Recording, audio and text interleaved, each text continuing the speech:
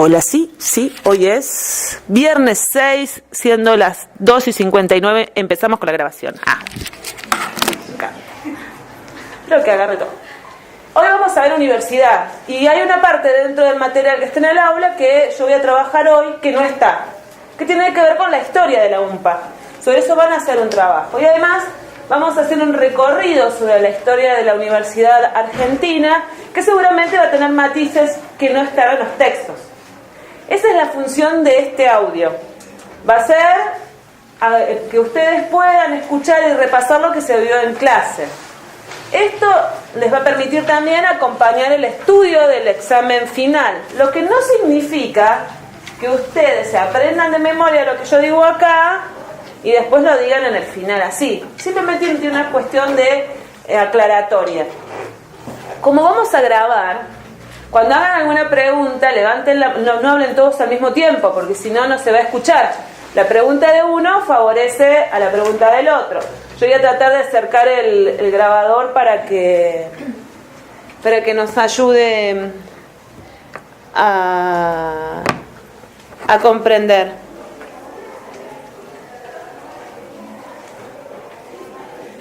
Bien, antes que empezamos con una pregunta. ¿Qué es la universidad?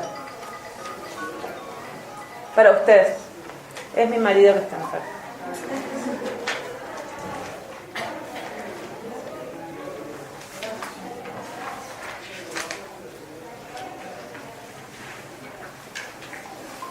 ¿Qué es la universidad? Ustedes, ¿hay alguien que es la primera vez que entra a la universidad? ¿Hay alguien que haya cursado otra vez en la universidad o en otra universidad? En esta es la segunda vez, muy venite otra. Vengo de Gallegos, de la UMPA. ¿Y el ITES qué es? No es privado, es estatal, pero es universitario. Es un nivel superior, es un nivel de estudios terciarios superior, pero no es universitario. ¿Por qué no es universitario? No sabes. Ya vamos a responder a eso. ¿Quién más levantó la mano? ¿Vos de dónde venís? De la Universidad Nacional de Misiones. De Misiones. ¿Y qué estudiabas allá? Licenciatura en Misiones. Muy bien. ¿Y por qué apareciste en San María? Porque te mudaste a San Julián, por zonas aledañas. No, deseados. Deseados. Vinimos por trabajo, la decidí continuar acá. Muy bien. ¿Alguien más? Vengo de la UNED. Tenemos litoraleños, muy bien. ¿También por trabajo? ¿Viniste para acá? Sí, Tu marido. Yo también cuando vine a Santa Cruz choqué con un pingüino. Gracias a Dios de los choques uno se recupera y por eso me divorcié, pero me quedé en Santa Cruz. No le digo que te pase lo mismo. Pero si ustedes se fijan, la mayoría de la gente que vino a Santa Cruz es porque lo trajeron o la trajo, el corazón nos trajo. Después nos damos cuenta que son cosas momentáneas. Bien, ¿quién más?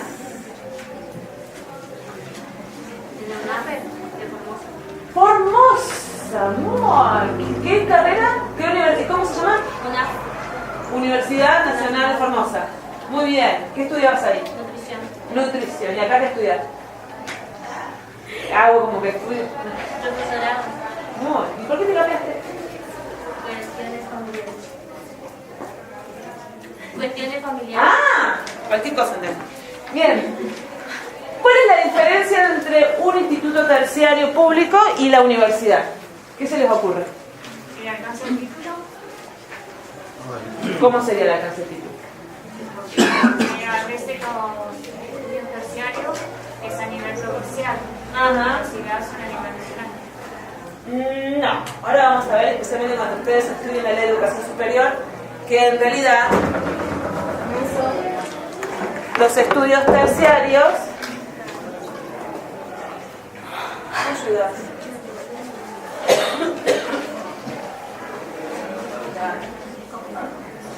Y acá clausuramos acusan de violencia estudiantil.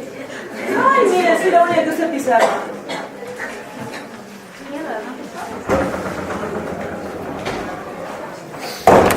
Cuando lean los materiales van a advertir que hay una diferencia entre los estudios terciarios y los estudios universitarios, pero que no tiene que ver con el alcance del título. mientras sea la educación pública, el título tiene validez en todo el país. Inclusive si uno estudia la primaria en Santa Cruz, cuando se mudan los papás, pide el pase a la secundaria. Bueno, si terminó la primaria no hace falta, pero si pasa dentro de la primaria es el pase como si hiciera el pase en cualquier escuela. Porque la educación en nuestro país, mientras sea la educación es pública, lo que varía es la gestión, si es privada o pública. Ahora, ¿alguien más falta que venga de afuera, profesor? ¿Qué pasó, joven? No, solamente voy a repetir para los que no estuvieron presentes. No vuelvan a hacer trámites en el momento del horario de clases. Si salen, no vuelven a entrar. Eso va a quedar grabado horrible, va a quedar re facho el audio. Es porque se escapan. Para usted, alumno que escucha que no estuvo. Bien. Tiene que ver con dos aspectos diferentes, el terciario y el universitario. Uno es título de pregrado y el otro es título de grado. El pregrado tiene una característica de estudio de tecnicatura, o sea que forman un perfil técnico y directamente aplicado a la práctica, y la universidad, que tiene título, empieza con la mayoría con título de grado, tiene una función específica en la construcción del conocimiento. Ahora pregunto nuevamente, ya que despejamos que el IPES, que es un instituto terciario de la provincia de Santa Cruz, no es lo mismo que la universidad. Pregunto, ¿qué se imaginan ustedes? Desde su sentido común, ¿qué es la universidad? No la UMPA, sino la universidad. Joder. Que en la universidad son los conceptos más detallados. ¿Es el primero? Yo escuché una frase que decía que la universidad era la cabeza pensante de la sociedad. ¡Wow! ¿Esa estuvo buena? Y los que estamos dentro de la universidad seríamos la cabeza pensante. ¿Qué problema? Yo cabeza grande tengo, pero pensante no sé. ¿Qué habías dicho? Los conceptos son más detallados. Los conceptos en la universidad son más detallados, que es la cabeza pensante de la sociedad. Es una formación y capacitación a nivel avanzado, podría decir. ¿Avanzado con respecto a qué? De forma general, o sea, estudios generales. Conocimientos avanzados. Piensen esto, cada vez que dicen es mejor, es que hay algo que es peor. Y si es algo avanzado, es algo que no es avanzado, en relación a otra cosa. Estamos haciendo relaciones de opacidad. A ver acá, ¿alguien para aportar? ¿Qué es la universidad? Una institución educativa que forma gente. Forma gente, eso es O sea que Malamino no podría estudiar en la universidad.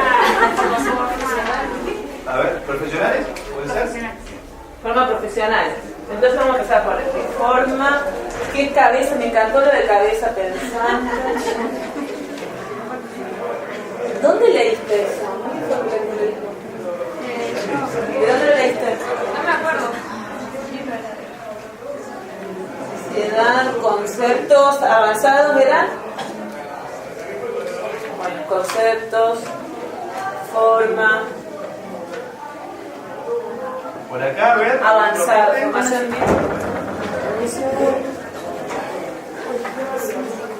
Buenas noches.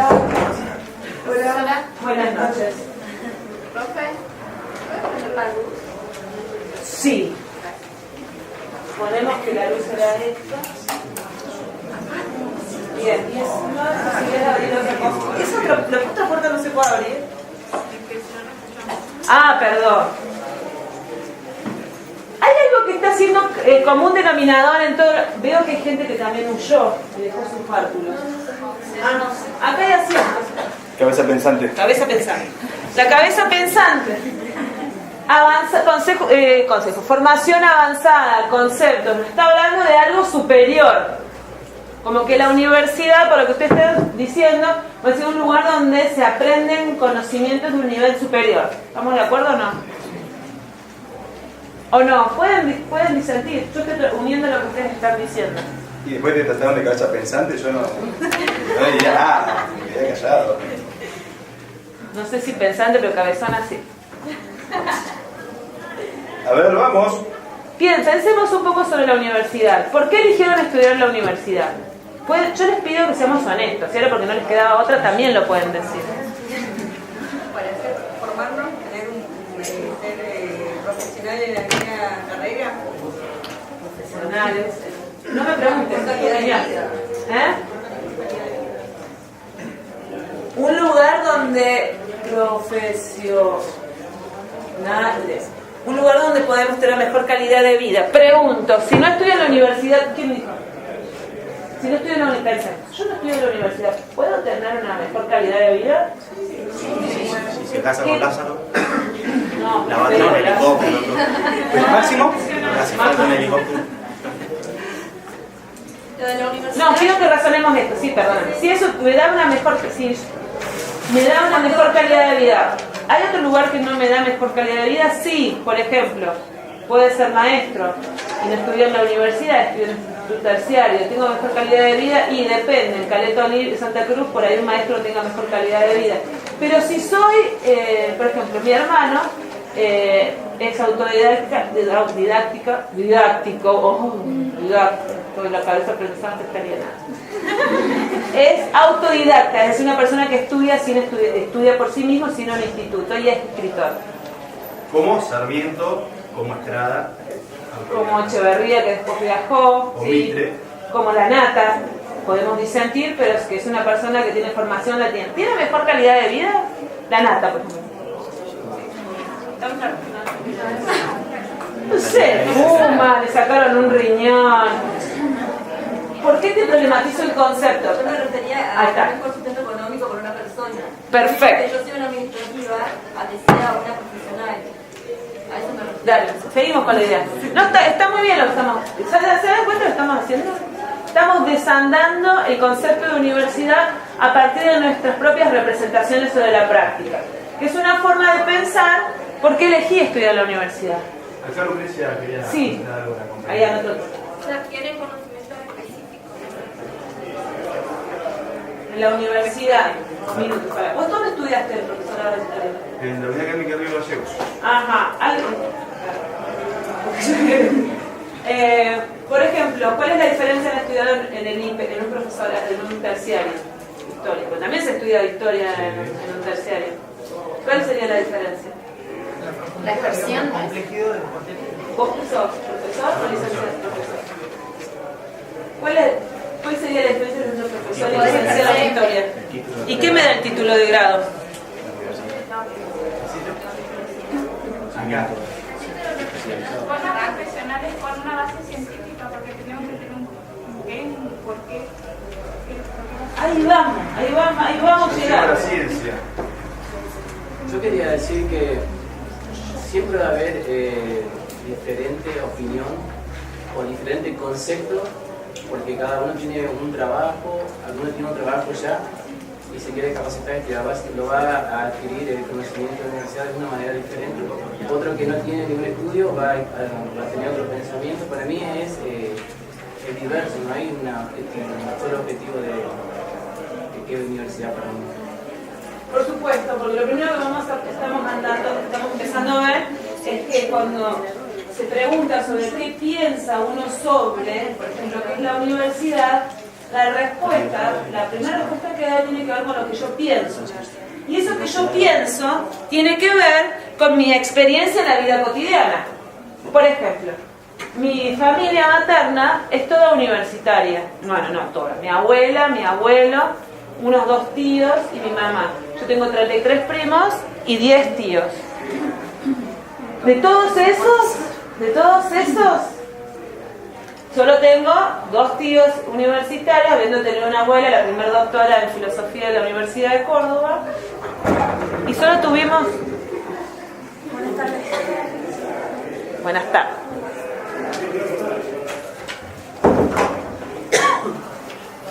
Bueno, quiero decir, por más que la mayoría de mis primos y de mis tíos no son universitarios, el tema de la universidad formó parte del desarrollo de mi trayectoria, de mi vida cotidiana. Jamás se discutió que yo iba a estudiar a la universidad, menos... Discúlpame. ¿Ah? Se van y vuelven porque hay elecciones. latinoamericana el que escucha. Jamás se me hubiera ocurrido pensar no estudiar en la universidad. Pero mis primos, el resto, pongamos los 30 primos restantes, no estudiaron en la universidad, sabiendo de que existe la universidad. Algunos estudiaron un terciario y otros no. Más allá de eso, nunca se me hubiera ocurrido no estudiar, y menos en la Universidad de Córdoba. Recuerdo que yo quería estudiar sociología, vivíamos en Córdoba y mi mamá me dijo, no, nosotros nos venimos a vivir a Córdoba para que vos estudies en la mejor universidad de Latinoamérica. Así que vas a estudiar lo que hay acá. Sin embargo, mi familia paterna no estudió nadie en la universidad. Mi papá solo intentó y no pudo. ¿Qué quiero ejemplificar con eso? El concepto de universidad como el lugar obligatorio al que yo debía estar formó parte del desarrollo de mi vida cotidiana.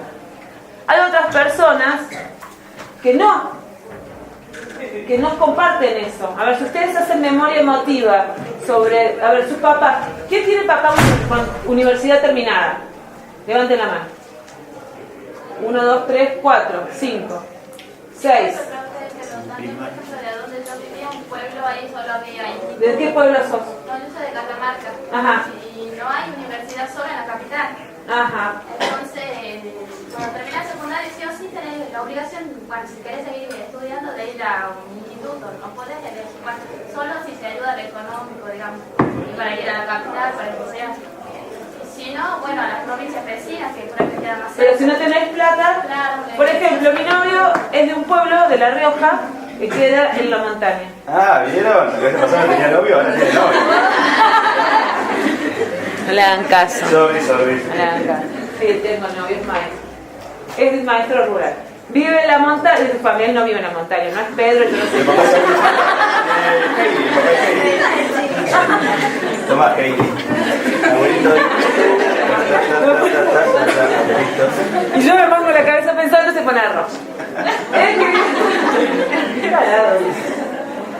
Él quería estudiar profesorado de educación física, es un pueblo de la montaña. Y no pudo porque no tenía plata para estudiar profesorado de educación física, y dentro de la docencia, o sea, quería estudiar licenciatura en historia, no pudo, es hijo de una familia pobre, y estudió lo que pudo y estudió para maestro. Eso significa que él tenía un sentido, como el de la mayoría de mis primas, de que existía una posibilidad de estudio, pero que no teníamos plata para estudiar otra cosa. De hecho, a mí me gusta estudiar sociología, y lo principal que yo hago tiene vinculada a la sociología, pero de lo que se pudo, estudié comunicación lo más cercano en ese momento en la Universidad de Córdoba. Hay una variable importante que vos estás marcando, que nos vamos a rastrear, especialmente la conformación de esta universidad, que tiene que ver con de poder que la universidad llegue a todo el mundo o al máximo posible. La universidad. Pero ese sentido de estudios superiores de la universidad como un lugar donde yo puedo aprender cosas que en otros lugares no, es el común denominador que va a definir por este camino a la universidad. En realidad es el sentido imperante que estructura el desarrollo de la universidad en su historia en general, como ese lugar a donde se estudia, uno se acerca a conocimientos de nivel superior. ¿Superior qué? Podríamos discutirlo. ¿Superior a qué? Para que cierre la idea. Superior, ¿quién ya cursamos? ¿Están cursando análisis del discurso? Sí. Bueno, coherencia y cohesión. ¿No lo vieron en la primaria? Sí. ¿No lo vieron en la secundaria? ¿Por qué se lo olvidan? Quise saber eso. Y lo estamos viendo en la universidad. Porque en la universidad no es que estamos viendo un conocimiento superior, más superior a la coherencia y la cohesión. Lo que estamos trabajando en la universidad en el análisis del discurso es cómo nos introducimos justamente a los estudios superiores. Entonces lo primero que vamos a empezar a destacar en relación a esto que estamos charlando, justamente que la universidad es ese lugar donde uno va a transitar o va a acercarse a conocimiento. Me encanta ver a una persona con una remera que dice te amo, o sea, qué lindo, no te amo, yo te diría yo también, pero no. Sí, para ver, parate acá. Ah, está mortal. Este destinatario. A ver, muchachos. Aaron, miraron, recreo. Yo también, es para evidente. Igual, le dije que tengan. la universidad es ese lugar y fue cambiando sus sentidos en el largo del tiempo en virtud a la constitución del Estado. Primero la universidad antecede al Estado-Nación, nace en la Edad Media y va a transformar su función en relación al desarrollo y el paso de los tiempos. Pero siempre va a mantener ese eje, ese principio común, que va a ser el lugar donde uno viene a aprender cosas de nivel superior. Por más que sigamos viendo coherencia y cohesión, no sabemos si te vamos a perdonar. ¿Venís de votar? No, por mi niño en el jardín. Ajá. No estaba en los padrones porque ingresé este continente. Bien. ¿Siempre vas a tener el tema del nene en el jardín? Hoy hicieron una expo. Ah. No, yo te digo para ser coherente con el resto de los compañeros que retamos porque llegan tarde. Bien. Vamos a ponernos de acuerdo también después cuando no les vamos a permitir la sesión. Y bueno, yo acabo de decir que tampoco llego a las 2 por el colectivo, pero eso no depende de él ni de mí. No, dijo que iba a ser la única. Depende del secretariado. Y bueno, ustedes justamente, no me quiero adelantar tanto en el tiempo porque forma parte de la Universidad Argentina y de la reforma del 18. Esta universidad tiene cogobierno y es lo que hoy celebramos con la elección que hace. Ustedes tienen representantes estudiantiles que son los que se eligen hoy por centro de estudiantes y de consejeros de unidad. Si tienen problema con los horarios, se van, buscan al consejero o van y se organizan y se manifiestan críticamente sobre la situación. O sea, no esperen que lo hagamos nosotros por ustedes, sino justamente la universidad tiene como uno de los elementos de su gobierno los estudiantes. Ustedes son adultos, así que se pueden organizar y si el horario les genera un conflicto por la combi, por lo que sea, van y dicen, miren, nosotros no podemos llegar a esta hora. Como nosotros como docentes vamos a decir, mira, a esta hora yo no llego ni por casualidad. Quéjense. Es más, quéjense porque el que avisa no traiciona. Después si no... Y así seguimos con todos los dichos. Bien, entonces la universidad se constituyó como ese espacio donde uno aprende algo que no aprendió en la vida cotidiana, o por una institutriz en la Edad Media, o en algún tipo de formación, podríamos ponerle como nombre escolar, pero no era ese nombre, en su casa. La escuela es una institución de la modernidad. La cuestión es no pensar de que esta cuestión de enseñanza y aprendizaje nace con la universidad. Obviamente, antes de la existencia de la universidad, en la antigüedad habían ciertas instituciones que también brindaban ciertos conocimientos, como por ejemplo la academia, el liceo, hay la educación islámica.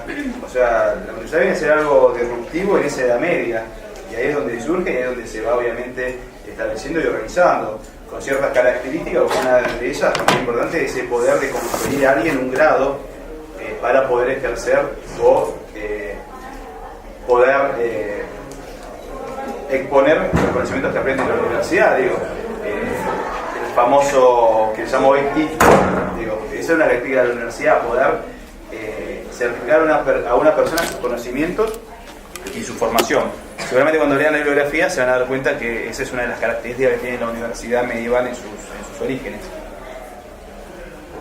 Bien. Estamos entonces con el principio sentido de la universidad. Ahora, vamos a avanzar. La universidad, como espacio de construcción de conocimiento, fue legitimándose hacia finales de la Alta Edad Media. Pues el lugar, ¿por qué digo como espacio de construcción de conocimiento y digo que se fue legitimando como espacio de construcción de conocimiento? Porque el aprendizaje siempre formó parte de la vida cotidiana. Si vamos de la antigüedad y pensamos en los socráticos o pensamos en el banquete de Platón, vemos que siempre hubo un momento de discusión y reflexión y de aprendizaje, cada uno con una didáctica diferente. El peripateo, la mayéutica, ¿no? Pero siempre hubo una instancia donde, o la cosmogonía, donde se reflexionaba y se trataba de arribar a algún tipo de respuesta sobre lo que sucedía en el entorno en el que estábamos viviendo. Lo que va a pasar en la Alta Edad Media, eso lo vamos a ver, no sé si está, pero bueno, si puede verlo en el autor Jacques Ledoux, que se empieza a institucionalizar y a legitimar que en esto que se llama universidad se construye conocimiento. Y van a ver que en la primaria, si lo traemos el concepto moderno, y en la secundaria no se construye conocimiento. ¿Qué hacemos? ¿Vamos a qué? A aprender, ¿no? Aprendemos matemática, aprendemos a leer y escribir, aprendemos a leer, aprendemos de geografía, aprendemos, por eso muchas veces se llama de saber enciclopédico, o como es la ley de educación que plantea que el objetivo de la primaria es que sepamos leer y escribir, sumar y restar, dividir y multiplicar son derivaciones. Si un chico sale de la primaria y se sabe leer y escribir, decimos, no sabe, no alcanzó el objetivo. Sin embargo, vamos a ver que muchos chicos salen de la primaria sin saber nada de escribir. La que teníamos con un tema. En la universidad, no en el terciario, en la universidad cambia y ya se supone que ya aprendimos y ahora estamos predispuestos a empezar el camino de la construcción de conocimiento. Vamos a ver que esta idea de la construcción de conocimiento varía desde los finales de la Edad Media, en realidad es promediando la modernidad, va a cambiar, porque antes la universidad, tener el título de grado era como un título de pregrado y el título habilitante debe ser el doctorado. Y ahora nosotros llegamos al doctorado como el inicio de una carrera académica superior y no como el punto culminante. Pero el objeto es que en la universidad se construye conocimiento. Y esa va a ser la principal diferencia con los estudios terciarios. En los terciarios no es ni mejor ni peor, ni la universidad es lo superior. En el nivel terciario uno en títulos de pregrado, donde están los profesorados, la UNPA también tiene profesorados universitarios, tenemos el estudio de profesor, que son carreras de 4 años y medio, desde el mismo tiempo de la carrera de grado. Lo que se estudian son carreras profesionalizantes. Realmente son tecnicaturas o profesorados, donde se aprende o a enseñar o a hacer. En la universidad se aprende a construir conocimiento. Y lo que se espera es que ustedes, por más que, por ejemplo, la enfermería sea una carrera netamente profesionalizante, ustedes desarrollen los saberes y las competencias necesarias para empezar el camino de la construcción del conocimiento en esa área. Puede ser en el tratamiento de pacientes, en la resiliencia, en el cuidado, hay inclusive muchos enfermeros, inclusive profesores de ustedes, los que estudian enfermería, que están haciendo maestrías y otros doctorados, o sea que se puede seguir la carrera académica. ¿Qué quiere decir esto que parece algo pago? Y esto me encanta plantearlo, no sé si yo se lo expliqué la clase pasada, si no aprovecho de decir esto a la noche. Porque así como nosotros le exigimos que sean puntuales, que hagan la tarea, que cumplan con las consignas, ustedes tienen la obligación de pedirnos a nosotros que investiguemos, que hagamos extensión y transferencia. Porque este lugar, esta universidad, y todas las universidades del mundo, la misión es construir conocimiento. Y lo que nosotros le venimos a enseñar a ustedes no es a repetirle libros de memoria, sino es el producto de nuestras investigaciones y de nuestro trabajo. Por eso, para acceder a un cargo como esto, nosotros tenemos que concursar para demostrar cuánto hemos investigado y cuánto sabemos al respecto. Y esa es la garantía que les da la universidad a sus estudiantes de la comunidad de la que forma parte, que se construye conocimiento sobre un área. Ustedes van a ver que hay universidades en este país que tienen la mayor línea, por ejemplo en esta, de desarrollo social, entonces casi todas son ingenierías. Hay otras universidades que son más vinculadas a acá tenemos ingeniería y docencia, que son perfiles orientados al desarrollo. Después tenemos carreras más vinculadas a la explotación marítima, como las que están, Comodoro tiene una carrera sobre mar, que son 2 o 3 en el país nada más. Entonces cada una elige un objeto vinculado a la región en la que está o a su misión en la sociedad, pero todos sus recursos van a estar orientados a eso, a construir conocimiento sobre esa área. Y no es menor este dato. Miren que en esta semana se entregaron los premios Nobel. ¿Sabían? Les cuento que un profesional también se forma sabiendo en la sociedad en la que vive, así que yo les recomiendo que también miren las noticias. Se entregaron los premios Nobel y no se le entregó el premio Nobel a ninguna mujer, fueron todos varones. Cuando yo hice ese planteo, me respondió mi prima, que vive en Suecia, a 3 cuadras donde se entrega el premio Nobel, y yo la amo profundamente, pero me dice, ¿y qué querés? Si las mujeres siguen estudiando ciencias sociales, nunca van a ganar el Nobel. Yo no la quería matar, pero porque en realidad no tiene que ver con eso, tiene que ver justamente cómo se asocia el concepto de ciencia con la idea de género. Hay muchísimas mujeres que hacen ciencia, ¿no? Pero también tiene que ver cómo dentro de ese camino de construcción de conocimiento hay disputas de poder. Entonces acá hay un señor que se llama Pierre Bourdieu, que tiene un libro que se llama Homo Academicus. Pierre Bourdieu ha muerto en el año 2002, que se dedicó era sociólogo, filósofo devenido en sociólogo, que tiene una obra muy vasta sobre el estudio de la construcción del espacio social, y los que estudian educación lo van a ver seguramente con el libro Herederos o La Disposición. Trabajó sobre la construcción de la masculinidad, las clases, el gusto. En ese libro, Homo Academicus, él plantea que en la universidad, como se disputa la construcción de conocimiento, la disputa de poder es feroz, porque entra en juego algo que se llama capital simbólico, no entra la plata en juego. Cuando una disputa por plata, disputa por sueldo, es diferente a la disputa del conocimiento, porque lo que se mida es cuánto se sabe y cuánto se aporta en relación a un objeto. Entonces los espacios de legitimación son diferentes. En la historia de la universidad, las prácticas legitimadas en relación a la construcción del conocimiento estuvo asociada a los varones. Y como dice Baglietto, si la historia le escriben los que ganan, eso quiere decir que hay otra historia. Y la historia velada de todo esto es la historia no solamente de las mujeres, sino de lo que se llamó en la década del 60 el tercer mundo.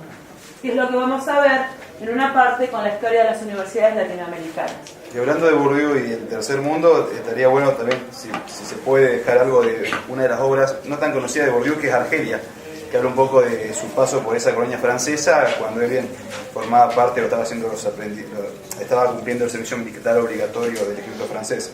Así que bien, seguramente se van a topar nuevamente con Bourdieu en algún momento de su vida. Bien.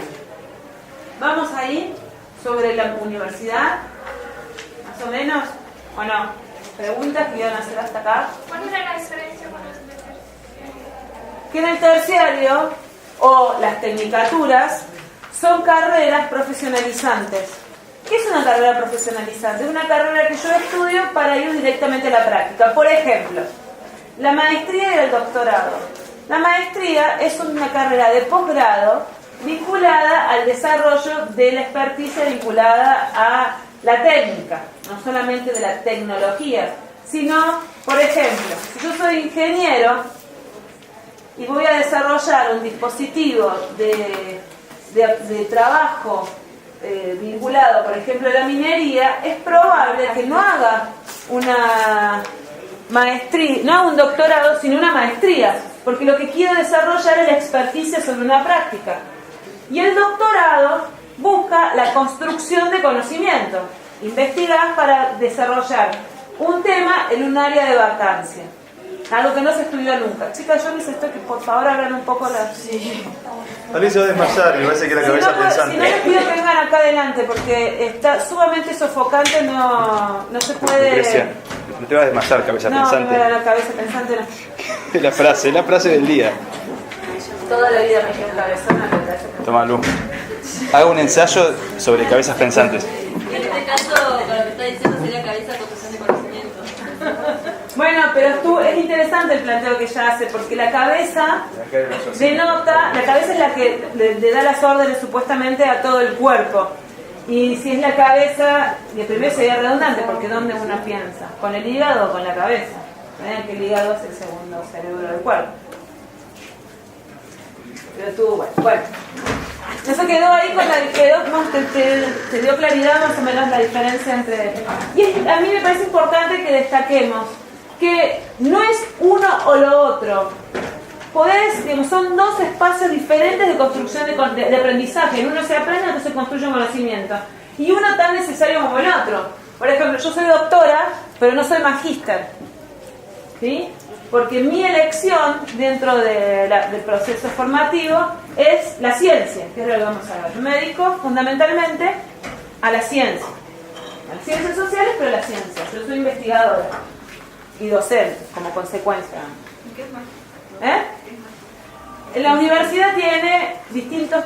Los estudios superiores tienen distintas trayectorias. Está el terciario, que es un título de grado, de pregrado, un título de grado que es la universidad, y dentro de los posgrados hay 3 niveles: la especialidad, la maestría y el doctorado. El título universal vinculado a la ciencia es el doctorado. Eso es algo que tiene una complejidad diferente. O en el doctorado lo que haces es investigar sobre un tema que no has investigado nunca, vinculado a lo que a vos te interesa. El magíster trabaja sobre una formación técnica, y técnica no sobre la tecnología, sino sobre la dimensión práctica de algo. Por ejemplo, el MBA es una maestría muy importante en el mundo destinada a economistas y a ingenieros. Es conveniente que un ingeniero haga una maestría que un doctorado.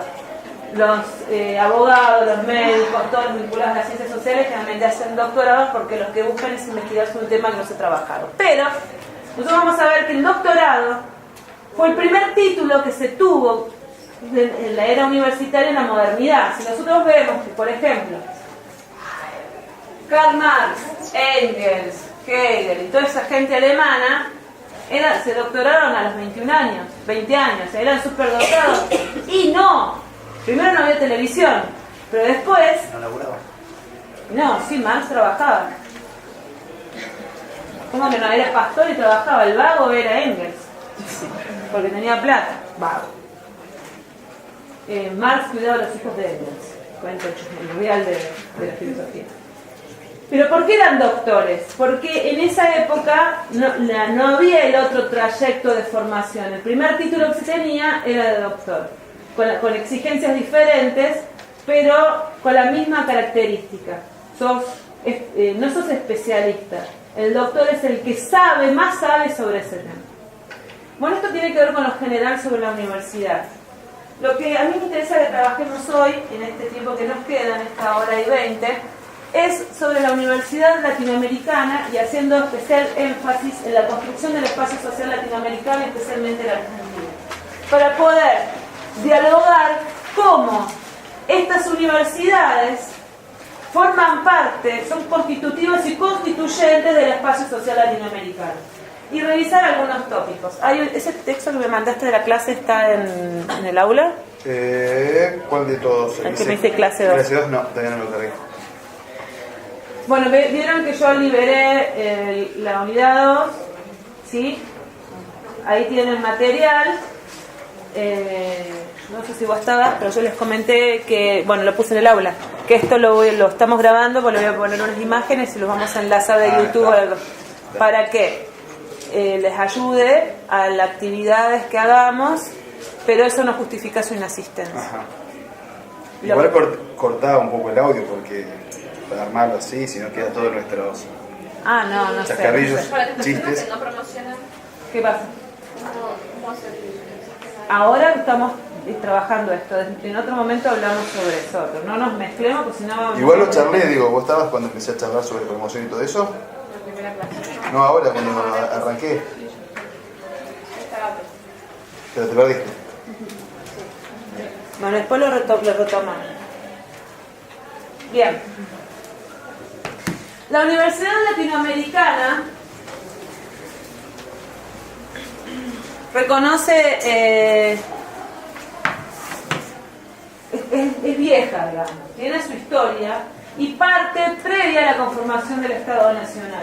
Hay algo interesante que dice Lucrecia en relación a esto, que es previa al Estado Nacional, Quiere decir que cuando nosotros analizamos Latinoamérica y vemos las diferentes formas de conquista y los diferentes métodos de conquista utilizados por diferentes países europeos, tanto los portugueses en la zona de Brasil, los ingleses en Norteamérica, los franceses en parte de lo que hoy es actualmente Canadá, y bien, y obviamente España, lo que era Castilla y Aragón en esa época, en lo que es en lo que hoy actualmente es Latinoamérica, hay que observar que apenas llegaron los conquistadores españoles, abrieron universidades en América.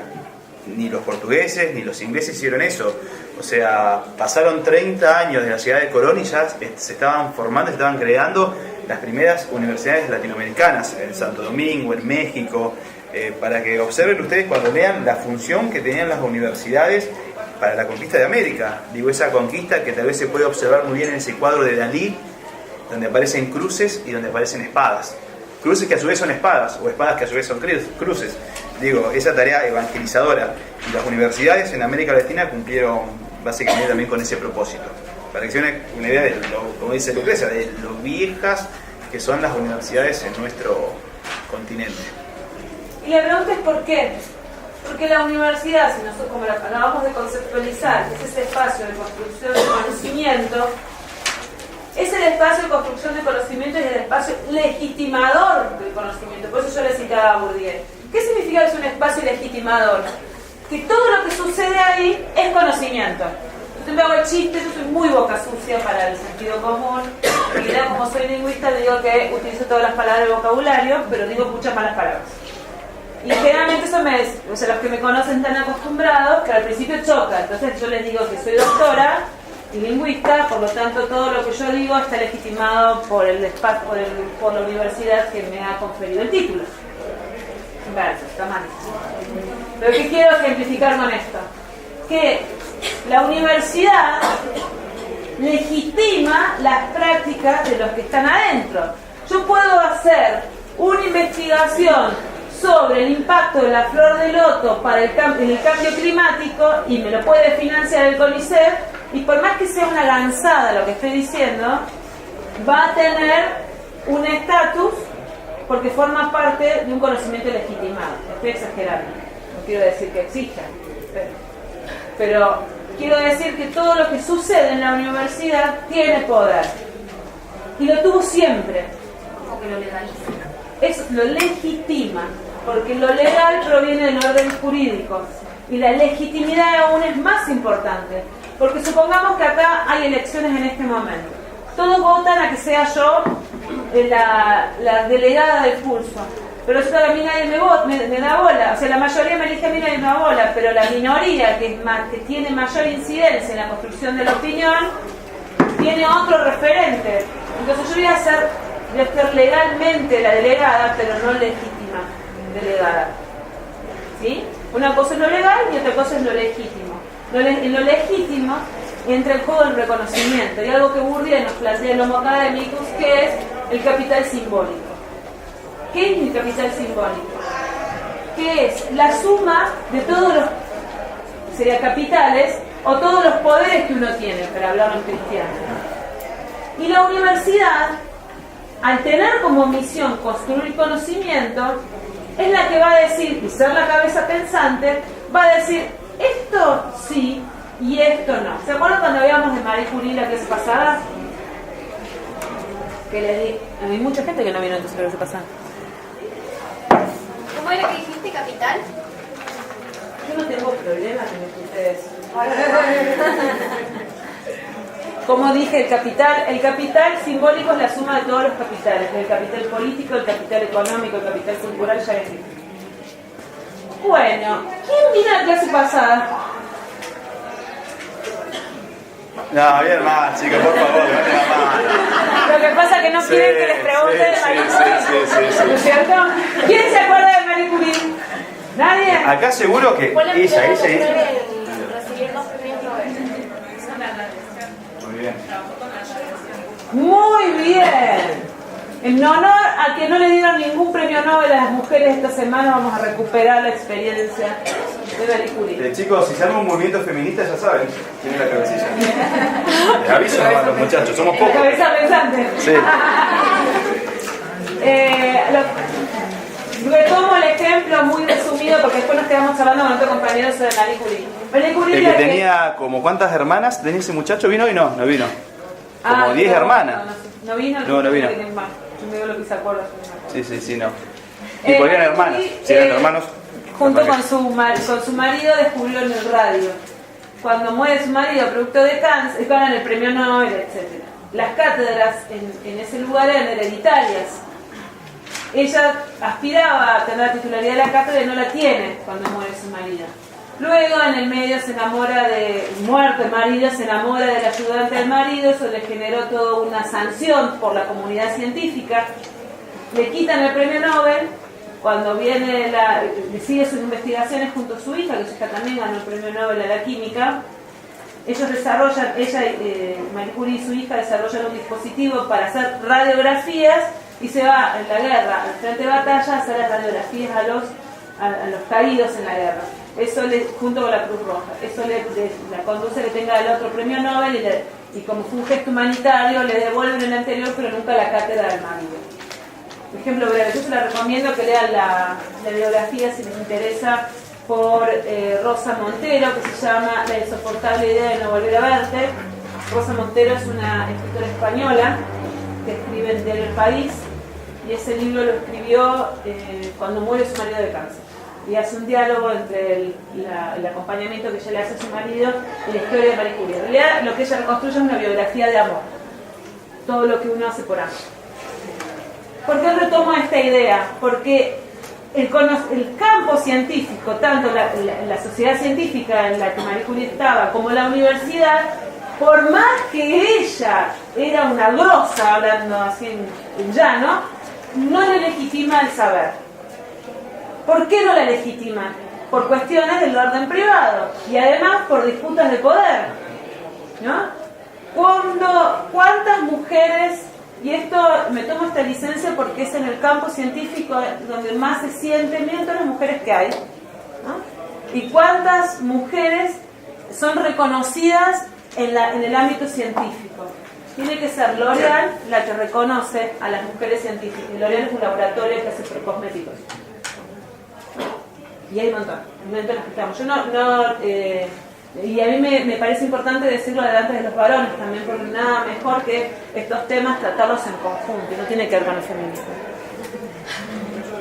En el ámbito de la ciencia hay muchas disputas. Una tiene que ver con la cuestión de género y la otra tiene que ver con el espacio en el cual se decide sobre qué es y no es. Eso sucede en la universidad. Por eso, en relación a lo que decía acá el profesor, sobre que en el proceso colonial, de la mano de la conquista, haya venido, por ejemplo, con los jesuitas, la universidad no es un hecho menor.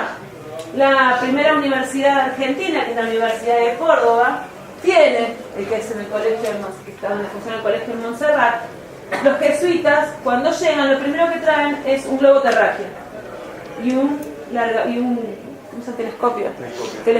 Que ahora está en el museo. Si van a Córdoba, vayan porque es muy interesante ver cómo en 1600 ellos traen estos elementos para pensar el mundo. Y no lo trae Einstein, lo trae una congregación religiosa. ¿Por qué lo traen? Porque lo que traen es un elemento para pensar la constitución de lo social y saber dónde quedan ubicados los países, saber cuánta distancia tengo que recorrer, tomar dimensión de cómo está construido el espacio, me da poder. No es lo mismo decirle a un nenito de 3 años anda a la esquina a ver si llueve, que decírselo a uno de 7, porque el de 7 le va a decir no llueve. ¿Y por qué sabe que no llueve en la esquina? Porque ya lo mandamos un montón de veces y comprobó empíricamente que en la esquina no llueve, como tampoco llueve donde estoy yo, ergo no llueve. Luego va a decir, me estás charlando. Pero eso no es porque el chico sea, ay, qué vivo que es. No, esa avivada que nosotros que lo vemos como chiste forma parte de una construcción empírica de la realidad. ¿Qué es lo que hace el nene cuando se tapa los ojos y estamos acá, después del cuco? Y que nos reímos, ¡ay, qué divertido! Y parece una pavada. Lo que el chico está comprobando empíricamente es que Si yo me tapo los ojos y creo que el mundo se me acabó, cuando lo bajo descubro que no se me acabó el mundo, que la mamá está ahí. Se ríen, pero ¿quién tiene bebés? Si vos te vas, ¿no lloran? Y vos capaz que te fuiste allá, él va a tener un bebé, ¿no? Si vos se va para allá y vos estás allá así y el bebé está acá y empieza a llorar porque no te ve, ¿qué es lo que piensa ese nene? Que te fuiste, que te moriste. El hijo de un amigo, sí, no, el hijo de un amigo que es psicólogo. Estoy trabajando con este amigo que es psicoanalista lacaniano, un artículo sobre educación en contexto de encierro. Estábamos hablando del deseo, el encierro, la pena. Entonces me cuenta que su hijo, o sea, la mujer de mi amigo también es psicóloga. La mujer se va de viaje. El hijo tiene 6 años, pobre pibe, o sea, padre psicólogo. Entonces el nene tiene 6 años. Aparte le debe quemar en la cabeza pensante, se le debe quemar la cabeza que pone chico. El nene, que el padre le ayuda a racionalizar que la madre ya viene, qué sé yo, llega a la noche y se larga a llorar porque le extraña a la madre. Entonces él le dice, bueno, pero mamá ya viene. Entonces dice que él se largó, yo tiene 50 años, fue padre grande. Entonces el nene le dice, ya sé papá, pero para mí es como si se hubiera muerto. Entonces el padre, cero tacto, le dice, lo que no es que se murió, vos la extrañas, te duele porque vos la estás extrañando. Entonces el niño le dice, qué suerte que tengo un padre psicólogo que me explique las cosas. El nene la tiene más clara que el padre. Yo decía, ay José, pobre chico. Pero ¿qué es lo que pasó ahí? El niño llora, ya sabe que la mamá que la madre no se murió. Pero el dolor del extrañar para él es tan fuerte que es como la muerte, ¿no? Esa distancia de que el niño se da cuenta que no se murió, pero siente como si hubiera muerto, la tiene esa edad. Primero porque tiene un padre que le seca la cabeza, pero después porque tiene 6 años.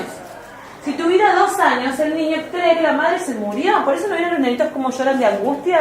Es re triste, porque yo digo, pero si se fue ahí, está ahí. No. Lloran porque realmente creen que se murió, o porque no vuelve más. Entonces, si la madre no vuelve, por eso es muy importante que la madre vuelva cuando le dice que tiene que volver. Porque si no, es cuestión de desapego, de no importarse, se empieza a construir, ¿no? Cuando los padres lamentablemente no pueden cumplir, ahí hay que construir el tema de la ausencia.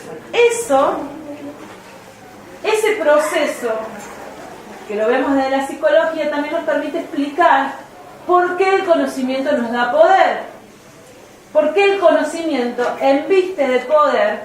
Y es un digo embestir porque no es en vano que la universidad llegue a Latinoamérica en el proceso de conquista y de colonia. Porque a ese proceso de conquista, y nosotros lo vimos de manera muy romántica en la película de La Misión. Segunda clase ya estamos totalmente coordinados. Sí. Que le enseña a tocar el violín a los indígenas y muestra cómo felices y contentos mientras mataban a toda la misión. Tenés que darte cuenta que nosotros ya hemos superado los 30, algunos no la vieron. ¿Quién vio la misión? ¿Quién vio la misión? Tenemos más de 30, Lucrecia. ¿Quién más? Acá hay gente de más de 30 que la vio seguro. No se hagan los pibes tampoco ahí, mirá esas caritas. La Misión, la película que habla del proceso de conquista de misiones. Robert De Niro, Jeremy Irons y a ver quién más estaba ahí. Y hasta ahí llegó mi memoria. Sí. Cataratas. No, que andaba el curita, Sí. que estaba encima re bueno hasta el curita. Era joven en esa época, Jeremy Irons. En la película, véanla para ilustrar lo que el profe dice. Es más, vamos a poner el enlace. Está muy bueno. El nombre de la rosa, la misión. Véanla. Yo amo el cine y ver series también. Lo que siempre les voy a estar recomendando, especialmente por una cuestión de economía de recursos. A veces no tenemos tiempo de leer y hay buenas películas que no suplen una cosa a la otra, pero que nos permite poner en situación conceptos como estos, ¿no? A veces no nos imaginamos, nos permiten las películas. Sobre esta cuestión del lugar del conocimiento y el proceso de colonia, la misión es muy buena para poder ejemplificarla, pero sin pensar en Latinoamérica, pero pensando en el lugar del conocimiento, les recomiendo que vean la serie Chrome, la historia de la reina Isabel, primera temporada, capítulo 3. La reina, Chrome se llama, la serie está en Netflix. Capítulo 3, la reina Isabel, que es la reina Isabel que aún vive, la vieja. Que de ella Mirta Legrand. Sí, no, pero aparte van a entender porque la vieja vive ahí perfectamente. Fue criada como princesita para ser reina, pero ella se dio cuenta que la habían criado para tejer, bordar, abrir la puerta para jugar y que el gobierno la estaba manejando por otro lado. Está bien planteada porque la reina Isabel no fue ninguna santa, o sea, es una mina de mucho carácter, pero muestra justamente en esta visión feminista cómo ella construye su autoridad, especialmente haciéndolo arrodillar al marido. Por primera vez el marido le quería manejar el reinado y ella dijo de ninguna manera.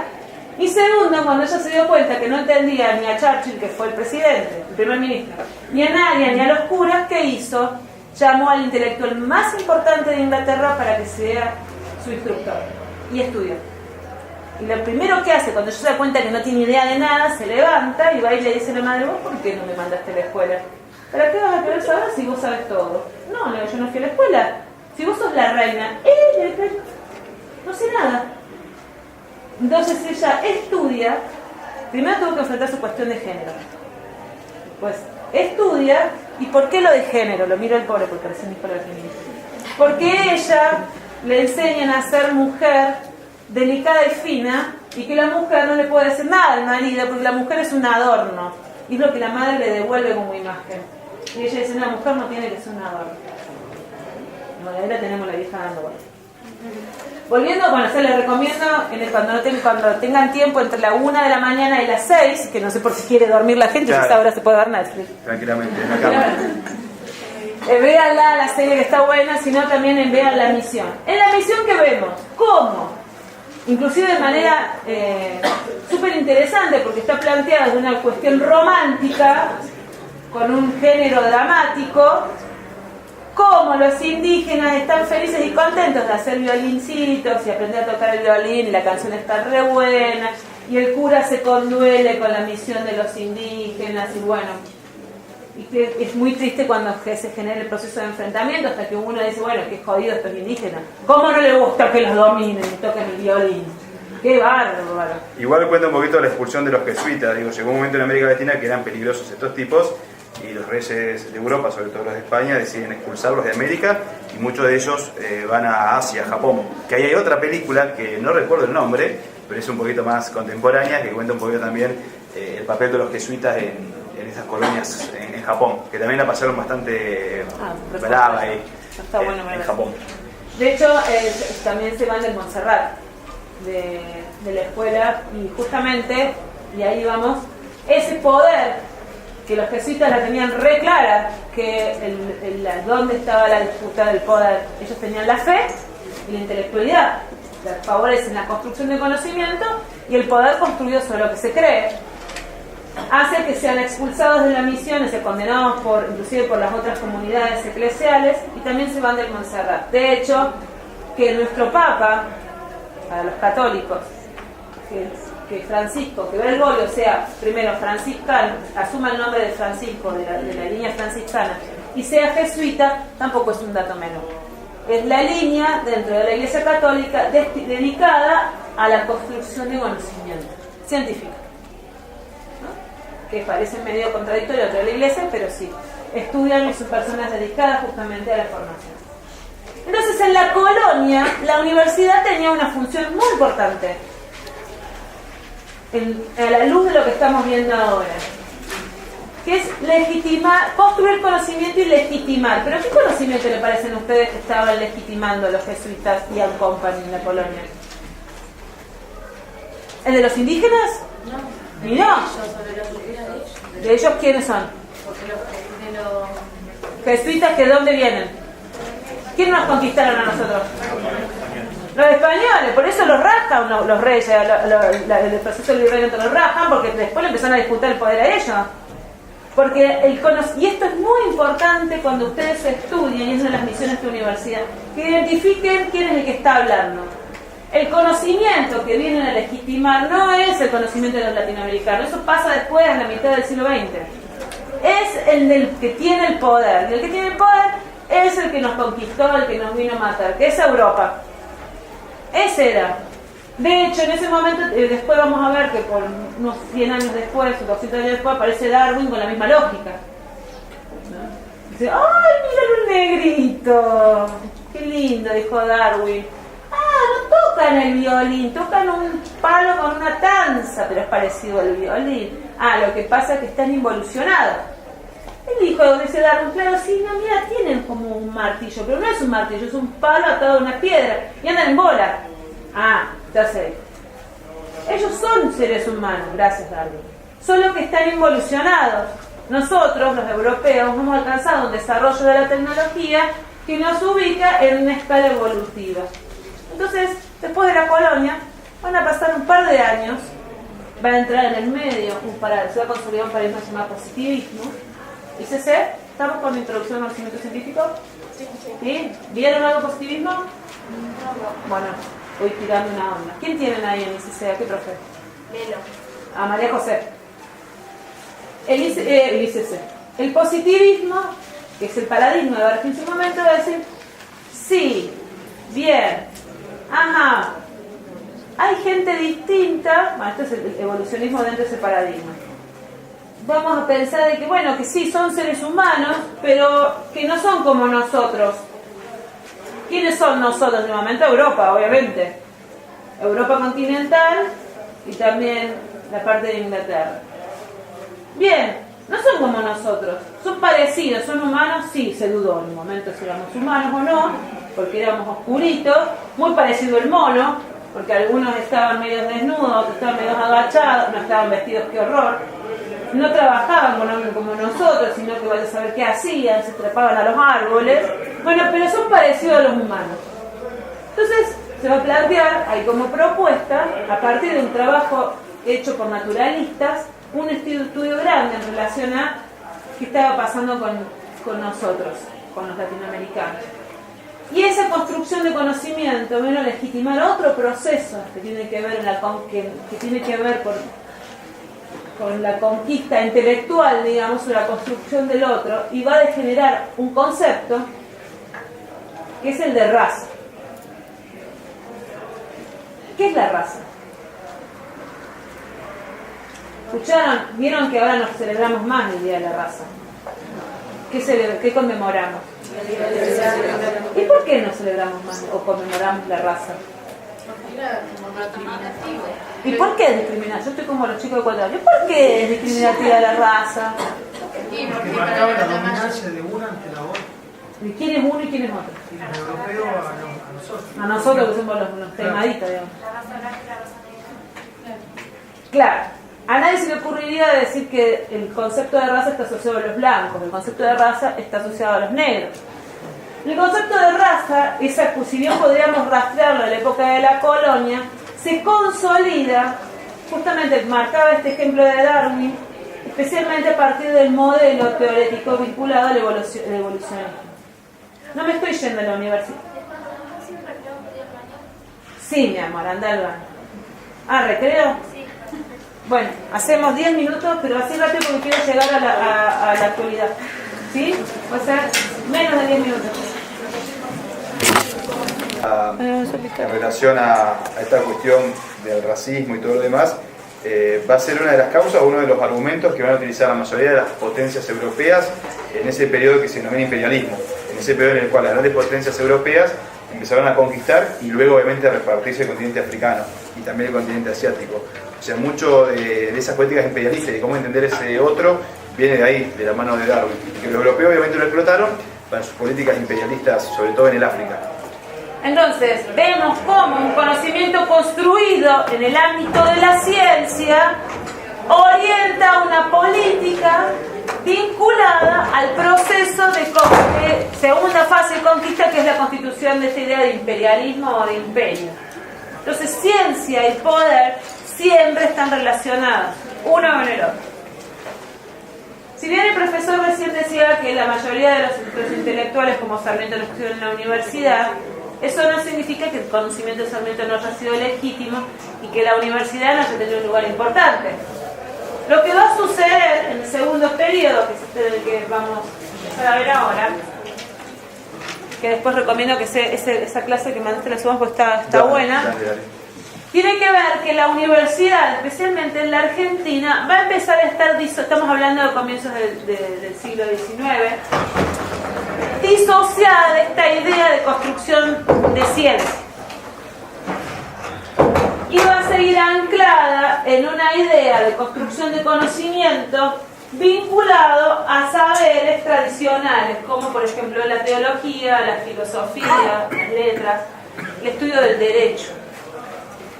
Mientras, me había quedado antes del tema de ir al baño, el tema de la construcción de la idea de raza. ¿Por qué era importante traer la idea de raza acá? Porque la idea de raza es la que, como decía, va a legitimar esta idea de construcción del otro y va a fundarse en esta, especialmente en esta idea que planteaba, que decía el profesor, del tema del imperialismo y especialmente el evolucionismo, que ese otro, que es de otra raza. Esa otra raza de la que se estaba conceptualizando era los negros, no los indígenas. Y el negro estuvo vinculado, primero a la utilización del concepto negro por color de piel, porque es lo evidente, es como yo llego al otro, con la diferencia, que es distinto a mí, que soy el blanco que lo conquisto, y como yo tengo todo este conocimiento, todo este poder, y tengo toda esta fuerza, y ese conocimiento y ese poder estuvo materializado en la utilización de las armas, que no lo tenían Latinoamérica ni África, tenían otro tipo de armas, no tenían armas de fuego, que fue por lo cual se impuso Europa fundamentalmente sobre África y Latinoamérica. Son tomados como esclavos y utilizados para la construcción del imperio. Sí. Son los que construyeron, siempre este comentario, ¿no? Si buscamos negros en Argentina no vamos a encontrar, no porque no los hubo, sino porque los mataron.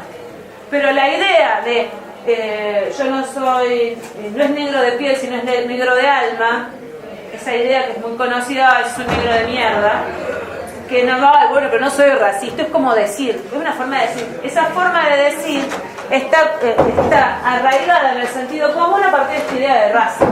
Yo no discrimino porque tengo un amigo judío, también. Ay, qué gorda tan divina, también. Esa idea, ¿sí querés decir algo? Sí, hay una película que se llama 12 años de esclavitud, sí, que está buenísimo igual y que por más o menos lo que va, que en realidad lo que usted está diciendo de los negros, porque no se le creía a él que era un profesional como decía, pero por el color que tenía, entonces lo someten al esclavitud ahí. Exacto, ejemplifica el concepto de raza. También el de las empleadas domésticas, no me acuerdo cómo se llama ahora. Que está igual ahí en la película es igual en un caso de eso, estoy acusada. Pero inclusive fíjense cómo esos relatos muchas veces están diciendo, ay, pero qué negro tan copado toca el violín.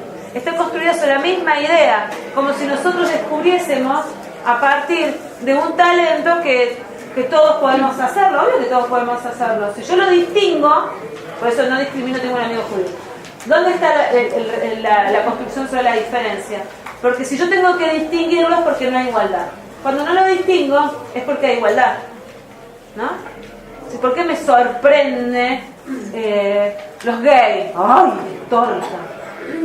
¡Ay, no, mi amiga es feliz aunque tenga novia! ¿Y qué tiene? ¿Por qué lo tengo que distinguir? Esa idea de distinguir es el reconocimiento, esa idea de decir, de distinguir al otro, no es con respecto al otro, sino con respecto a mí. Esa lógica es la que fundamenta el racismo. Y fíjense cómo el racismo es un concepto tan viejo y tan vigente, ¿no? Esto de, ay, no, es negro de alma, no de piel. Famoso negro cabeza. Si hay cabeza pensante, el negro cabeza. O después pueden rastrear inclusive el concepto de descamisado, cabecita negra, patas sucias. El aluvión xenófico.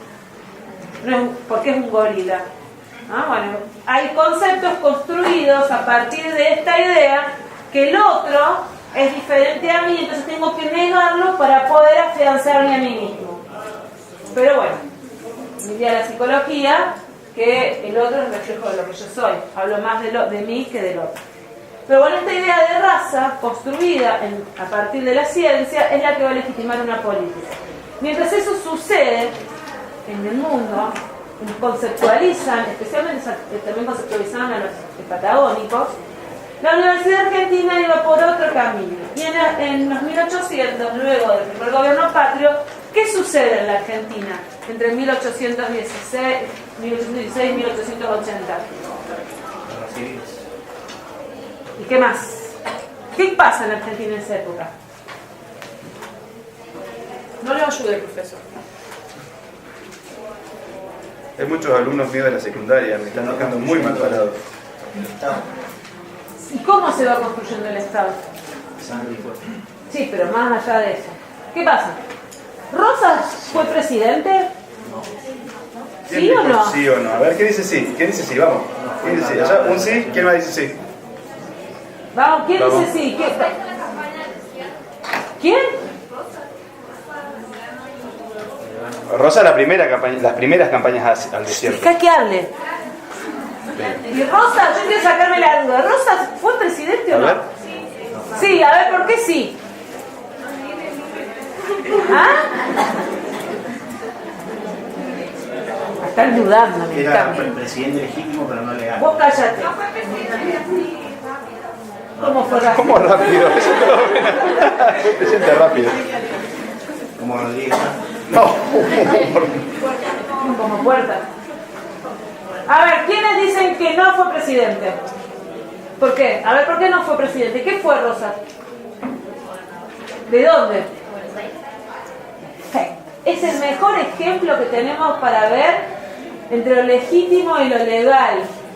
¿Y cómo también fue construido ese? ¿Fue gobernador de Buenos Aires o no, profesor? Sí. Bien, no fue presidente, de hecho no hubo. Tenía, obviamente, delegado en él la representación de las provincias, la representación hacia el exterior de las provincias que conformaban la Confederación. Pero de ahí a presidente... ¿Y qué pasaba entre Rosas y Urquiza? Estamos hablando de 1830, por ahí, ¿no? ¿Qué era Rosa dentro de unitarios y federales? Federal. ¿Y Urquiza? También.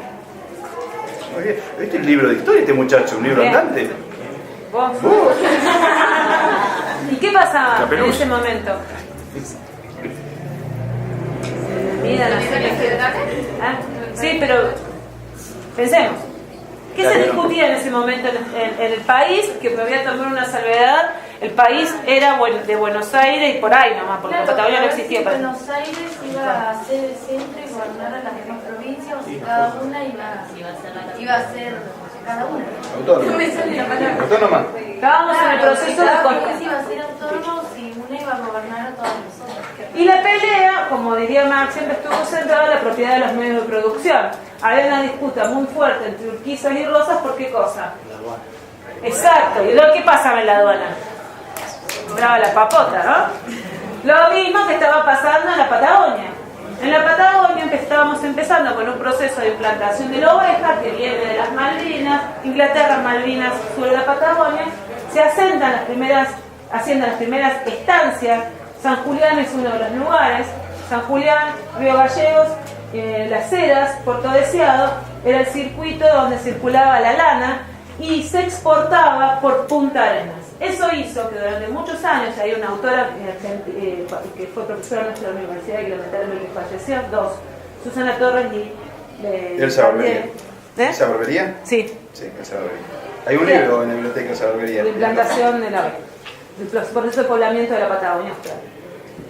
Ese puerto patagónico, el puerto se va a hacer por Punta Arenas y va a llevar a que toda la idiosincrasia patagónica no tuviera mucho que ver con Buenos Aires.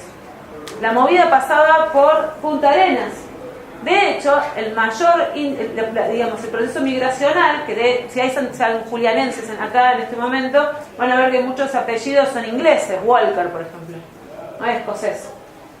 Tiene que ver con ese linaje de proceso de poblamiento de la Patagonia que viene de Escocia, Inglaterra, después va a venir algunos polacos. pero no tenía que ver con Buenos Aires. Tienen dos lógicas totalmente diferentes. Pero en ese momento, mientras se estaba constituyendo la Argentina como un Estado, donde había disputas por la propiedad de los medios de producción, por la moneda, por el tema de la fuerza, recuerden que el Estado, el presidente, tiene el monopolio de la fuerza. Es decir, hay una sola fuerza militar. No hay dos, hay uno. Porque si no sería como un lío, ¿no?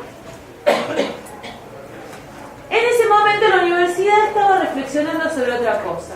De hecho, los políticos generalmente no eran abogados, no porque ejercieran la defensa de otro, como lo conocemos en este momento, sino que en el espacio no se discutía qué debía suceder con la organización del Estado. Las cátedras, que son las materias en las cuales se estructuraba la universidad, eran hereditarias, se daba clases en latín, fundadas en la teología, y esa herencia de la teología, bueno, ustedes van a ver en los prácticos que tienen planteados, que van a tener que conceptualizar los distintos modelos universitarios, va a tener que ver con una estructura sale napolitana, no, Napoleónica. sí, ¿Esa era? Tenían como Milán. Y va a entrar en crisis. ¿En qué va a empezar a entrar en crisis? Primero se constituye el Estado-Nación. ¿Con quién se constituye el Estado-Nación? Aaron. 1880, ¿quién fue el presidente? No importa. El Estado moderno argentino, Usted tiene que 1880. saber todo. 1880. Estado moderno. Roca. Una moneda, un puerto, provincias, una sola fuerza. Tengo un amigo que dice, no doblegaron a Buenos Aires, hicieron trampa a Buenos Aires. Buenos Aires acepta que va a haber un solo presidente y tenemos Argentina, Estado-Nación. Pero en ese momento en el mundo seguía muy fuerte el positivismo y esta idea de construcción del otro a partir de esta desigualdad, de esta visión científica sobre el otro, donde los que ligábamos éramos los latinoamericanos. Mientras sucedía eso, en Argentina empieza otro proceso liberal, que es la educación pública. ¿Con quién fue? Ustedes saben. Sarmiento. Fue la lucha, su vida, ¿no? Nunca cantaron nunca. La fatiga, su descanso. Bien. Me encanta aparte dice la niñez, su ilusión y su contento. Sarmiento odiaba a los niños, pero bueno, no importa. Al cagado del saber, pero la parte más interesante dice, con la luz de tu ingenio iluminaste la razón en la noche de ignorancia. Esa frase es clásica de esa época. La razón en la noche de ignorancia. Si no hay escuela, somos todos ignorantes. Y la escuela en la Argentina se construye con la finalidad de tener una identidad común y favorecer la construcción del conocimiento científico. Estaba luchando y defender la territorialidad, porque la escuela es la que empiezan a ser las instituciones públicas que defienden el territorio.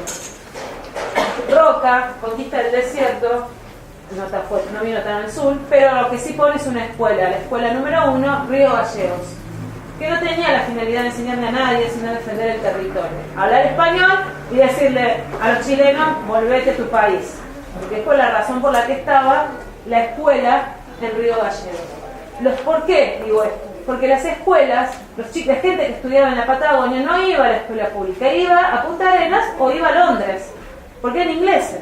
Esas escuelas eran para chilenos, para los peones. Pero tenía que estar, porque era la única forma que teníamos de defender el territorio. Es decir, si la Argentina llega hasta la Patagonia, le pongamos una escuela. Mientras se va dando este proceso, se empiezan a constituir los partidos políticos, el radicalismo empieza a tener mayor preferencia, asume el concepto de popular, que después vamos a ver, no vamos a alcanzar a ver todo hoy, pero si les interesa la historia argentina, van a ver qué pasa con el radicalismo y después con el peronismo, quiénes pasan el radicalismo y el peronismo para constituirlo. Empieza a surgir como sujeto, emerger como sujeto o agente social, lo popular, de la mano de estas discusiones dadas por el radicalismo. No me quiero ir por los detalles, pero va a tener una fuerza muy grande, pero lo que va a suceder en 1918 en nuestro país. Que no puede dejar de leerse en lo que sucede en el mundo en 1917, pero más o menos a comienzos del siglo XX. ¿Saben ustedes qué pasó en 1917? 17, ¿no? Sí. No, en el mundo. En el mundo, sí, 17. Muy bien, Clarisa. La Revolución Rusa. ¿Qué pasó con la Revolución Rusa? No hablemos de Rusia, después el partido de ayer. No, hablemos de Rusia. Muchos se están sacando el pasaje. Mirá, ya tiró una, mirá. ¿Eh? Bueno, vamos a tomártelo como por ahí. La Revolución Rusa es el primer levantamiento que se toma en el siglo XX bajo la idea de buscar un gobierno comunista. En realidad es el levantamiento, digamos, de los trabajadores, pero hay una fuerte discusión ahí, porque Marx planteaba, antes fue la Revolución Rusa, fue después que Marx se murió, pero cuando se estaba pensando la Revolución Rusa, Marx decía que no podía ser, porque en Rusia no había proletariado, porque no se desarrolló el capitalismo. Entonces iba a fracasar. Pero lo que sí sucede es que es el primer levantamiento en contra del capitalismo, podemos ponerlo así. El manifiesto comunista se da en 1848, creo que es, y lo escriben Marx y Engels. Pero lo que empieza a suceder en esa época es después viene la Primera Guerra Mundial, etc. Lo que empieza a suceder es que empieza a emerger como sujeto de la historia otro que no había antes, que es el pueblo. De la mano con este clima de ciencia, con este empoderamiento de los sectores populares, con este empoderamiento de pensar la sociedad y de poner en jaque a la Iglesia Católica, sucede en 1918 la reforma universitaria y sucede en Argentina, en la Universidad de Córdoba, y es impulsada por un movimiento estudiantil que aún es vigente, que se llama Franja Morada, pero en ese momento era la Unión Cívica Radical.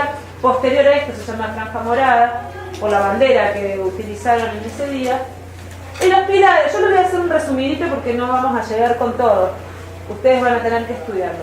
Lo que va a ser importante en la Reforma 18, y el año que viene se cumplen 100 años, y bueno, vamos a hacer varias actividades en relación a eso. Y lo más importante que tiene la Reforma 18 es que se plantean tres elementos sustanciales de la universidad moderna en Argentina y que van a impactar Latinoamérica y el mundo. El cogobierno, que es lo que decía recién, la universidad es gobernada por los docentes, por los alumnos, bueno, y personal de apoyo. O sea, no es gobernada, se deben elegir sus representantes, no es gobernada por cargos vitalicios, no es la iglesia. Es autárquica, es decir, no depende de las incidencias del gobierno nacional. De hecho, por ejemplo, la ley de educación superior, no es, la UBA no adhiere a la universidad, a la ley de educación superior, no le pasa nada. O sea, a menos que sancionen una reglamentación que vaya en contra del, por ejemplo, que se permita entrar a la UNPA armados, que entraría en litigio con una disposición nacional, la universidad puede reglamentarse y tener como si fuera un Estado. De hecho, acá no puede entrar la policía de la provincia si no es por autorización del rector. Y eso es una de las cuestiones decididas después de la última dictadura militar. Entonces, si ustedes ven entrar un policía acá y lo ven armado, pueden pedirle que se retire. Y tienen un artículo de la ley para ampararse. No puede entrar. Eso no es que estén en contra de la policía. Pero fue una de las medidas que se toman para evitar que la policía entre y reprima a los estudiantes, como sucedió durante muchos años en nuestro país. Por ejemplo, hace un mes, no, más, 5 meses, fue a principio de año, en la Universidad de Jujuy, creo, entró la policía y reprimió a los estudiantes adentro de la universidad, y eso fue un hecho muy grave, en que toda la comunidad universitaria condenó, porque eso está prohibido que entre primero la violencia y luego que la policía entre a la universidad. Se da al revés que los alumnos a los policías. Cuando se da al revés, que a veces los adolescentes, los jóvenes reprimen a los policías que... ¿En la universidad? No, yo digo yo estoy hablando de la universidad, que la policía no puede entrar a la universidad sin permiso del rector. La policía federal sí, la policía provincial no. El tema del cogobierno, la autarquía, ¿no? Esto tiene que ver que son estados, como estados, ¿no? Y después tenemos 3 funciones sustanciales de la universidad: la docencia, la investigación y la extensión. Esos 3 elementos nacen de la reforma universitaria. ¿Por qué? Si lo pensamos a la luz de todo lo que yo estuve reconstruyendo recién, recuperar la ciencia en detrimento de esta función de la Iglesia que decía el único saber es el de Dios. Investigación y extensión / transferencia. Hay que investigar, decían los reformistas del 18. ¿Qué es esto de que Dios me dijo o la teología? El mundo se está desarrollando en virtud de la ciencia y nosotros estamos acá repitiendo el Antiguo Testamento, como para forzar, ¿no? Entonces se instaura como una función sustancial la investigación, a tal punto que nosotros debemos obligatoriamente investigar como tarea docente. O sea, va de suyo que un docente universitario debe investigar, pero hay quienes no lo hacen, entonces se exige dentro de la actividad como docente que investiguen. La otra es la extensión y la transferencia. ¿Cuál es la función? Los reformistas decían, bueno, pero la universidad no debe ser una isla, debe prestar oído a lo que sucede en la sociedad y extender, pensar sus conocimientos de lo que surge en la sociedad, pero además llevar lo que hace a la sociedad. Por lo tanto, al ser una función social, debe hacerlo obligatoriamente. Se llama extensión.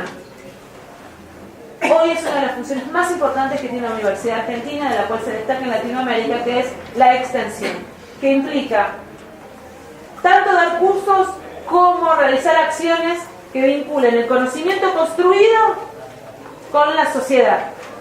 Después les voy a contar anécdotas o proyectos en relación a eso. Igual, chicos, le recomendamos nosotros que lean el manifiesto Eliminar.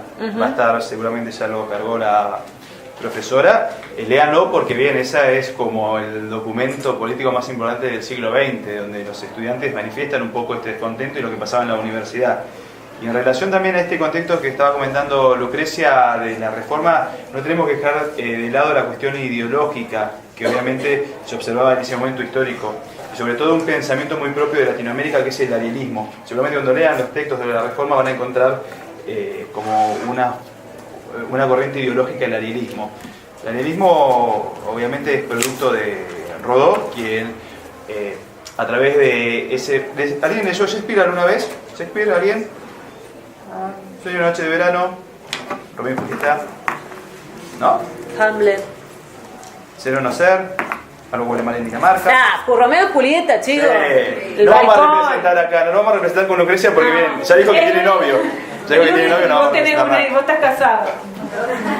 Es la historia de amor que sucede en 3 días. En 3 días sucede amor y muerte. Sí. Traición y todo muerte. junto. Todo junto. Pero está también la tempestad. Y ahí aparece Ariel. Rodó dice que el espíritu americano tiene que ver con ese personaje, con Ariel, que es un personaje espiritual, en contra de el otro personaje de la tempestad, que es Caliban, que representa, según Rodó, a Norteamérica, el materialismo. Rodó lo que intenta decirnos es que ante el avance imperialista de Norteamérica en la región y ese materialismo propio de la sociedad capitalista norteamericana, nosotros los americanos tenemos algo que mostrar, que es la cuestión espiritual, la cuestión mágica que tiene Ariel como personaje. Y él obviamente va a llevar adelante una forma de pensar y entender a América Latina, y se va a convertir en una corriente ideológica muy fuerte en esa primera parte del siglo XX, que va a ser el arielismo. Le digo esto porque cuando ustedes realicen las lecturas de la bibliografía seguramente se van a encontrar con este concepto y esta corriente ideológica que es el arielismo. Pueden profundizar en mucha bibliografía, pero bien, para que tengan un poco...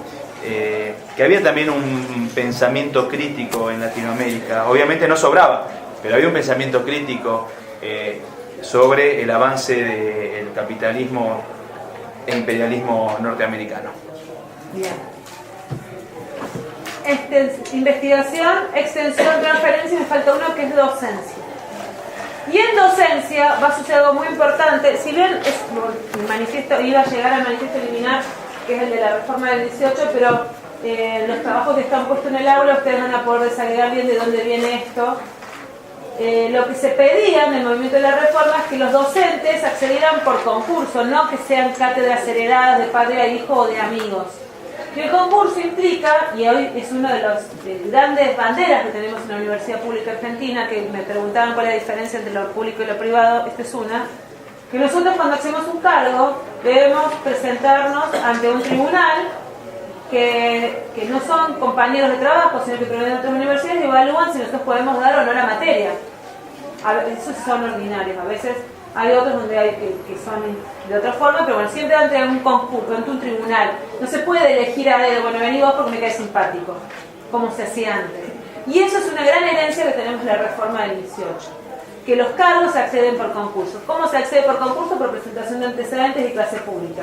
Es decir, eso garantiza a la universidad que quien el que está al frente sabe, y le garantiza al alumno que va a aprender de alguien que sabe.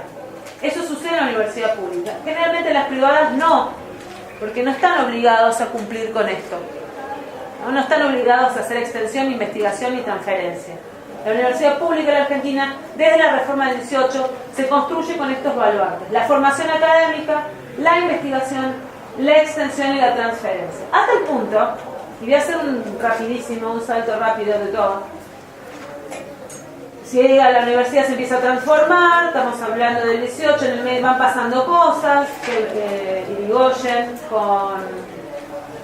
tú lo tuvimos en el medio, antes de Irigoyen, la reforma del 18, Alvear. No, pero quería hablar de la ley Peña, la reforma del 18, en el medio empezamos a tener la primera dictadura, viene el peronismo. El peronismo viene a la Argentina a traer, a poner en escena a este sujeto social que discute fuertemente con esta idea de otro, que es sería el otro pobre, lo popular, y ahí vienen todas estas denotaciones que decíamos recién: cabecita negra de camisa buena. Ese otro que no era enunciado por ningún partido político y que llega a la escena, la imagen más llamativa que siempre ha circulado, de que van a la marcha en el 17 de octubre y se ponen las patas en la fuente. Y andaban sin camisa, por eso le llamaban descamisados. Esa situación, ese escenario coloca en la discusión a esta universidad que se erige en la construcción de conocimiento, en la ciencia, frente a lo que era importante. ¿Qué era importante? Dar de comer a los pobres o construir conocimiento. Y en esa discusión se va a plantear el peronismo, Perón mejor dicho, y la universidad. Siempre van a estar en disidencia.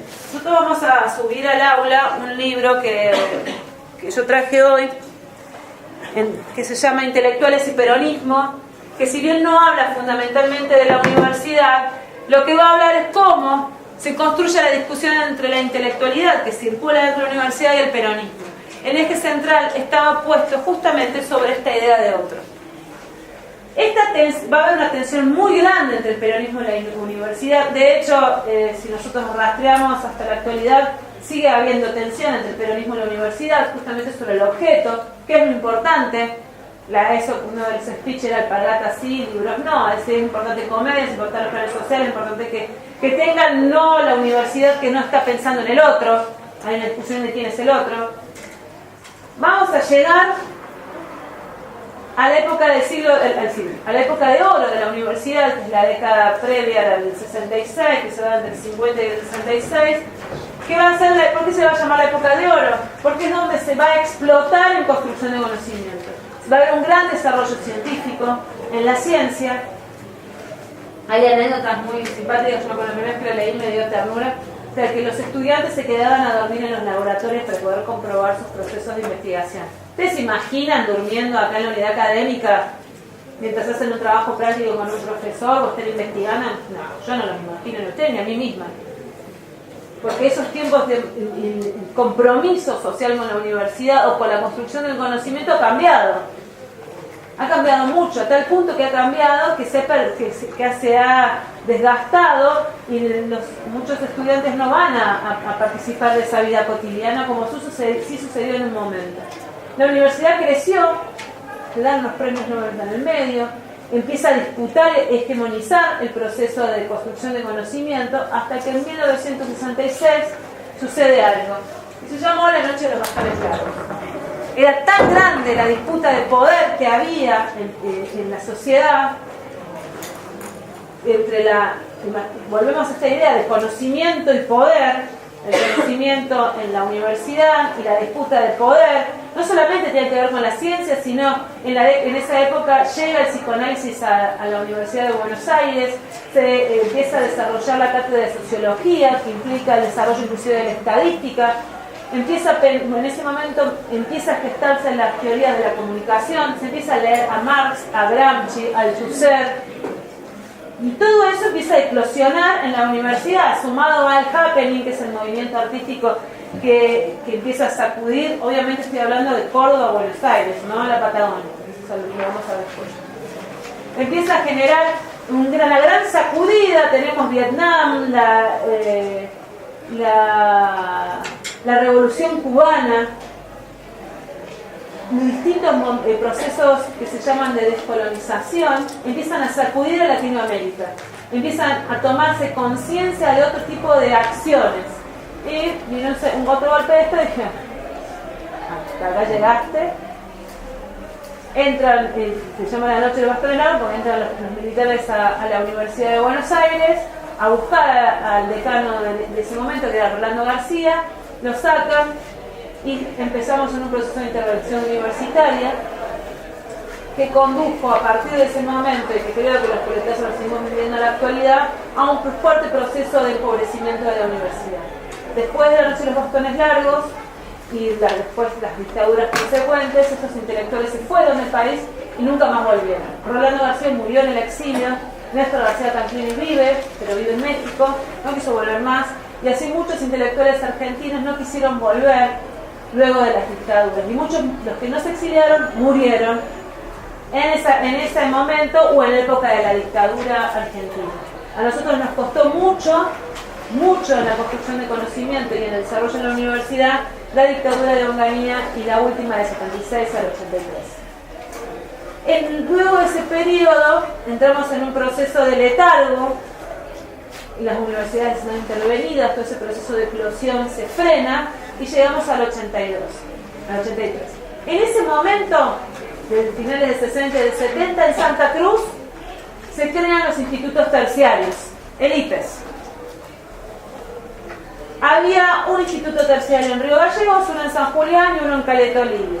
En la década del 70, bueno, pasa algo con Caleta Olivia que deja de formar parte, bueno, el departamento de SEADO empieza a formar parte junto con Comodoro Rivadavia, en otra, se van de Santa Cruz, digamos, los militares lo sacan, y ahí el IPES o el Instituto Terciario que está en Caleta Olivia desaparecen.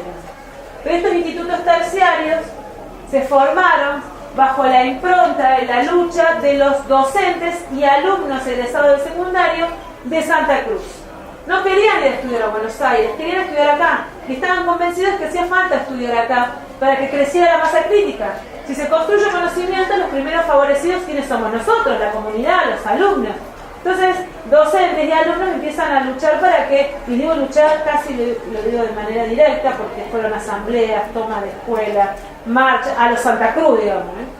Hay el primer rector interventor de la UMPA, Pérez Racetti, que vive y que sigue acompañando a esta universidad, en una entrevista me dice: el sistema la UMPA se crea como reflejo de lo que es el sistema educativo en Santa Cruz, siempre mirando para adelante, como se podía y con lo que teníamos, porque para atrás era la nada. Y eso implicó mucho. Que ustedes estén sentados acá, implicó mucho trabajo y esfuerzo de padres, docentes, autoridades.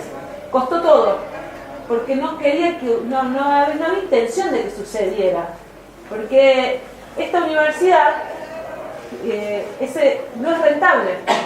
La cantidad de alumnos que tiene la Unidad Técnica San Julián no le es rentable al Estado Nacional, porque son 3 de Caleta, 3 de Chaltén, 10 de Calafate, 2 de Turbio, 1 de Piedrabuena, 1 de Gregorio. Tanta plata le vamos a pagar a un profesor para estos alumnos. Yo esta cantidad de alumnos la tengo en una comisión en Caleta Olivia. No nos conviene, es mucha plata. Cerrémosla y que vayan a otro lado. Entonces la respuesta de los docentes y alumnos de Santa Cruz era: ¿por qué no? Nuestra realidad es diferente, hay mayor dispersión geográfica, somos pocos, pero también tenemos derecho a estudiar. Y sobre esa discusión, sobre el derecho a estudiar, se construyen los institutos terciarios. Miren cómo estábamos en diálogo, ¿no? Se exiliaban, había una cuestión de persecución en Buenos Aires, entonces muy difícil, y acá estábamos viendo cómo resolvíamos el tema. Eso trajo muchas complicaciones porque las materias se dictaban de manera discontinua, costaba mucho traer profesores. Si ahora cuesta llegar a Santa Cruz, imagínense en la época, era mucho más difícil. Cuando pasa la dictadura, suceden dos cosas. El proceso de democratización de las universidades, dejó de haber interventores, empezó a concursarse las cátedras nuevamente, a haber nuevas carreras, y acá en Santa Cruz empieza el proceso de discusión de la posibilidad de que haya una universidad. Para eso se discute y tenemos el orgullo y el placer de tener a los compañeros que pensaban en ese momento en la universidad. En este momento hay varios acá, son profesores nuestros, son autoridades, discutiendo la posibilidad de que existiera una universidad que reuniera Santa Cruz con Tierra del Fuego. Y la idea se llamará UFPA, Universidad Federal de la Patagonia Austral. Bueno, en el proceso costó esas dos universidades y hacia el principio de la década del 90 se empieza a pensar en la Universidad Nacional de la Patagonia Austral. Fue un proceso muy difícil de lograr, por muchas razones. Porque los de Caleta no se bancaban a lo de Gallego, los de Gallego no se... Dicen, ¿por qué San Julián y Turbio tiene que haber una unidad académica? ¿Qué se incomoda? Más o menos había una discusión así. Son tan poquitos, y bueno, lo de Turbio y bueno, de Chile. Entonces, pensar 4 unidades académicas con estatus de unidad académica implicó un gran proceso de construcción colectiva. Gran proceso de construcción colectiva.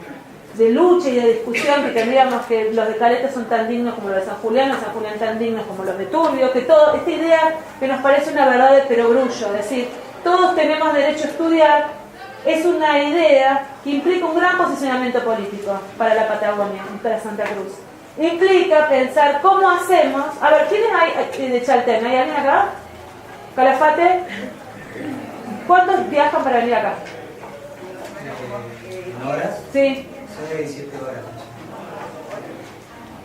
Yo cada vez que lo cuento cuando voy a un concurso, tomar un concurso a otra universidad, me dice 6-7 horas. ¿Implica plata de ustedes? ¿Ustedes cómo están? ¿Con la beca de acá o se lo pagan a ustedes? Plata. Es un gran esfuerzo que hacen ustedes como hacemos nosotros para que estén acá. Pero si no están acá no hay otra posibilidad de ir a estudiar a otro lado. Por muchas razones. Porque no quieren ir a estudiar a Buenos Aires o a Córdoba, porque no tienen plata y la educación es un derecho. Sobre esa idea de que la educación es un derecho y de apostar a la universalización de la educación es que surge la UMPA, como resultado de un gran proceso de discusión. Y digo gran proceso porque no logramos que nos autorizaran la creación de la universidad sino hasta 1995, que logramos ser universidad.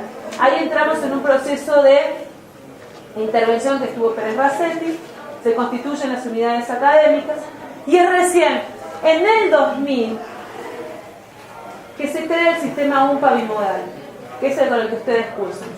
¿Cómo se crea el sistema UMPA bimodal? A partir del desarrollo de la tecnología. Pero antes que se surja el sistema UMPA bimodal, casos como estos, muchos profes, y una está acá también, lo acabo de ver, María José Leno, que fue profesora de San Julián y que estuvo a cargo de lo que se llamó educación a distancia en ese momento, les mandaba los trabajos escritos a máquina de escribir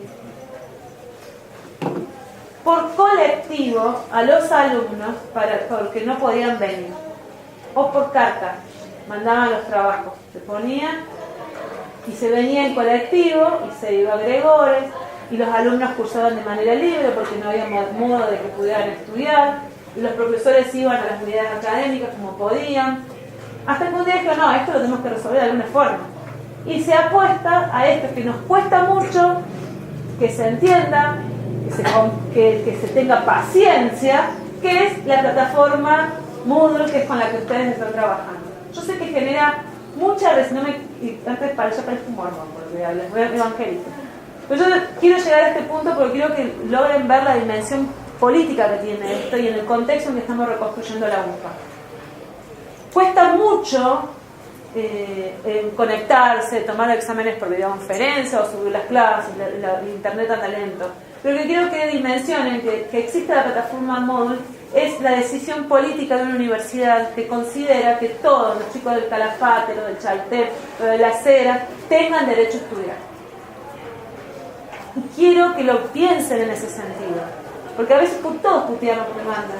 Todo, yo, esto otra vez que se cayó. Pero si no fuera por eso, ustedes no estarían acá. Y nosotros tampoco estaríamos acá. Y a mí me cuesta venir 5 horas acá. Y me doy de estas 3 horas que me vuelvo. Pero estudiar en la UMPA implica esto también. Y la UMPA es el reflejo de este proceso de lucha de un montón de gente que está convencida que es importante que ustedes estén acá. Y es una universidad pública que tiene 3 funciones: la docencia, la investigación y la extensión. Y ustedes tienen también, como derecho, la docencia, la investigación y la extensión. ¿Por qué les planteo? Porque yo quería terminar esta clase sobre universidad con la UMPA. No sé si ustedes sabían esta historia, pero es importante leerse en el proceso. Cuando nosotros le decimos, chicos, estudien y rindan, ¿por qué es importante? Porque si ustedes no rinden los finales, nuestro presupuesto universitario decrece, porque nos pagan por cantidad de alumnos. Y es importante que la universidad se mantenga. A nosotros nos desesperamos cuando ustedes no dimensionan la importancia que hay detrás de que ustedes estén acá sentados, que ustedes puedan venir, que tengamos esta aula. Mucho trabajo. Y para eso ustedes tienen que estudiar y yo tengo que investigar junto con el profesor, cada uno tiene que hacer lo suyo. Y defender la universidad pública hoy implica defender nuestro derecho a aprender y nuestro derecho a enseñar. Muchas gracias, señores. Chicos, antes de que se retiren, algunas cositas para tener en cuenta. Primero,